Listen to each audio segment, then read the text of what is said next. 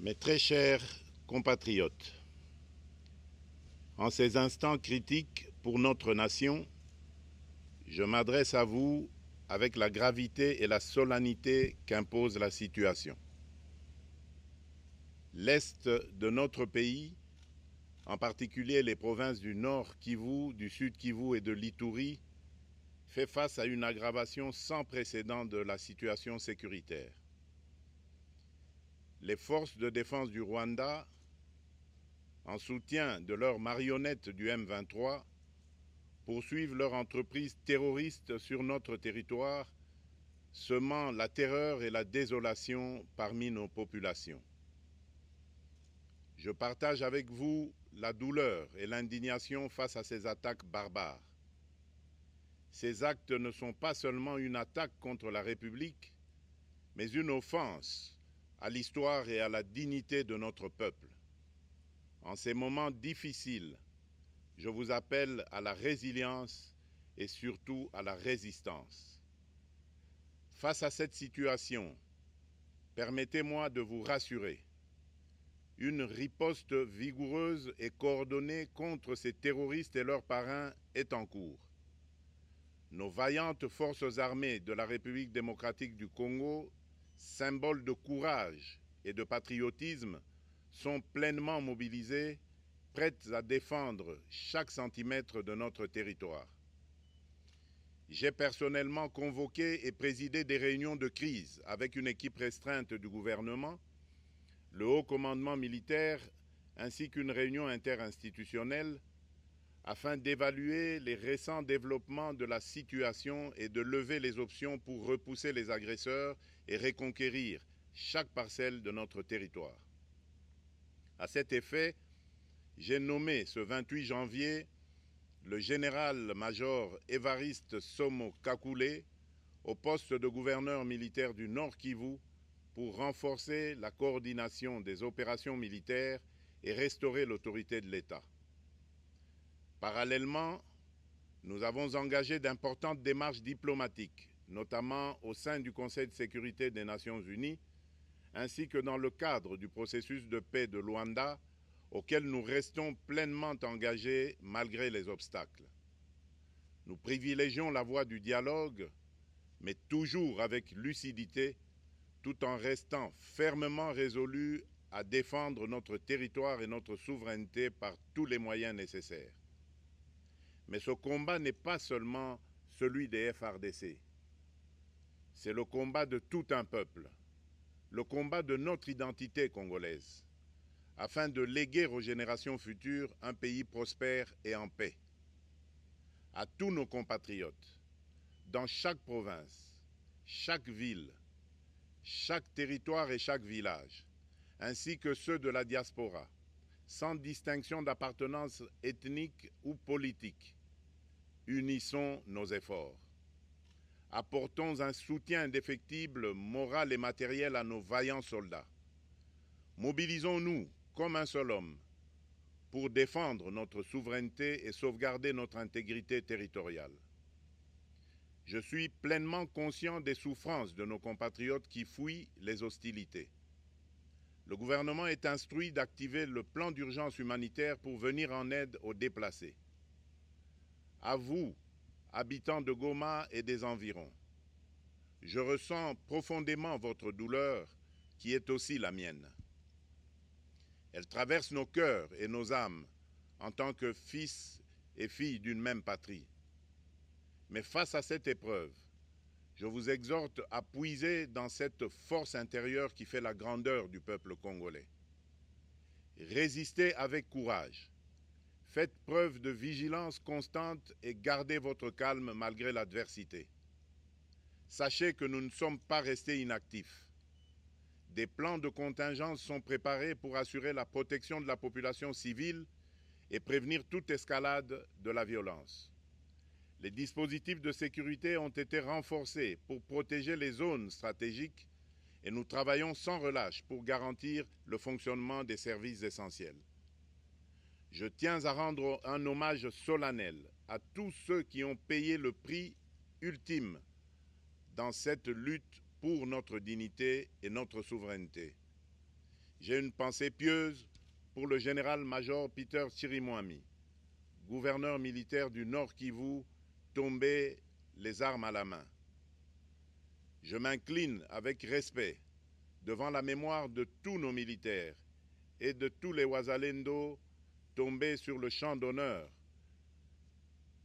Je pense aussi aux soldats de la mission de la communauté de développement d'Afrique australe, la SAMI DRC, qui combattent à nos côtés, aux casques bleus de la MONUSCO, qui ont sacrifié leur vie pour la paix, ainsi qu'aux innombrables civils victimes de la barbarie ennemie. Leur courage et leur sacrifice ne seront jamais oubliés, et nous portons leur flambeau avec la ferme détermination d'achever leur noble combat. Je voudrais ici interpeller directement la communauté internationale et l'Union africaine. Le Rwanda continue de violer ouvertement et sans scrupule les principes fondamentaux de la Charte des Nations Unies ainsi que les accords régionaux. Pire, ces agissements se déroulent dans une impunité totale et ce, avec un mépris manifeste des règles internationales et des valeurs que ces institutions sont censées défendre. Cette attitude arrogante, qui ne cherche même plus à masquer ses forfaits, est une provocation inacceptable à l'égard de notre souveraineté et de la stabilité régionale. La présence de milliers de soldats rwandais sur notre sol, leur soutien politique, logistique et militaire à leur pantin du M23, ainsi que leur implication dans l'exploitation illégale de nos ressources naturelles, nous conduisent tout droit à une escalade aux conséquences imprévisibles, mettant en danger toute la région des Grands Lacs. Votre silence et votre inaction face à la barbarie du régime de Kigali et aux atrocités perpétrées par ses supplétifs sur notre territoire constituent un affront non seulement à la République démocratique du Congo, mais également aux valeurs universelles de justice et de paix. Le peuple congolais prend acte de cette passivité qui frôle la complicité. Soyez sûrs d'une chose, la République démocratique du Congo ne se laissera pas humilier ni écraser. Nous nous battrons et nous triompherons. Congolaises et Congolais, l'heure est certainement grave, mais notre détermination est encore plus inébranlable. Ce moment critique nous offre l'opportunité de montrer au monde ce qui fait notre force, c'est-à-dire notre unité sans laquelle tous nos efforts seraient vains. Je vous appelle à être vigilants, mais à ne pas céder à la haine, aux divisions ou à la violence. Je condamne avec la plus grande fermeté les actes de vandalisme et de pillage qui ont visé certaines missions diplomatiques accréditées en République démocratique du Congo, ainsi que des intérêts privés dans la ville de Kinshasa. Ces comportements irresponsables dénaturent l'expression saine de notre colère face à l'agression barbare nous imposée et jettent une ombre sur les manifestations pacifiques de soutien à nos vaillantes forces armées qui luttent avec courage et abnégation pour défendre notre souveraineté. Notre engagement doit rester ferme et discipliné. Nous gagnerons cette guerre par notre unité, notre courage et notre sens de responsabilité, et non par la violence aveugle et par l'anarchie. Cette victoire ne sera possible que si chaque Congolais, où qu'il soit, prend toute la mesure du combat qui est le nôtre. J'appelle donc la nation entière, hommes et femmes, jeunes et vieux, acteurs politiques, opérateurs économiques, membres de la société civile, confessions religieuses, artistes et sportifs à se mobiliser, à faire bloc derrière nos vaillantes forces armées et à contribuer chacun à son niveau à l'effort de guerre. J'ai instruit le gouvernement de mettre en place des mesures rigoureuses de réduction du train de vie des institutions et de leurs animateurs afin que les ressources ainsi économisées soient directement réorientées vers le soutien à nos forces armées. Dans cet effort national, j'en appelle également à la responsabilité du secteur privé qui est invité à contribuer activement à cette cause commune. Nos soldats se battent avec héroïsme pour la défense de notre intégrité territoriale et de notre souveraineté. Ils ont besoin de notre soutien total, qu'il soit moral, matériel ou logistique. À la jeunesse congolaise, pilier et espoir de notre nation, je vous exhorte à répondre massivement à l'appel de la patrie.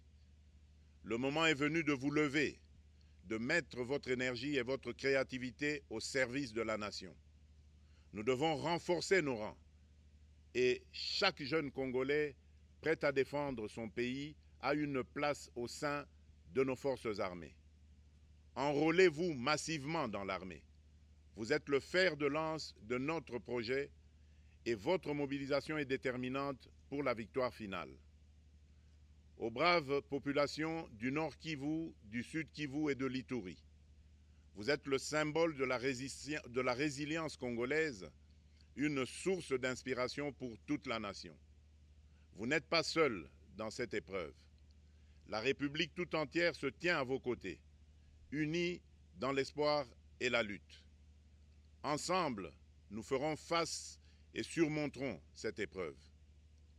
À nos vaillantes forces armées et aux vaillants patriotes Wazalendo, véritables sentinelles de la souveraineté nationale, je rends un hommage appuyé et vous exprime au nom de toute la République notre reconnaissance infinie et notre fierté inébranlable.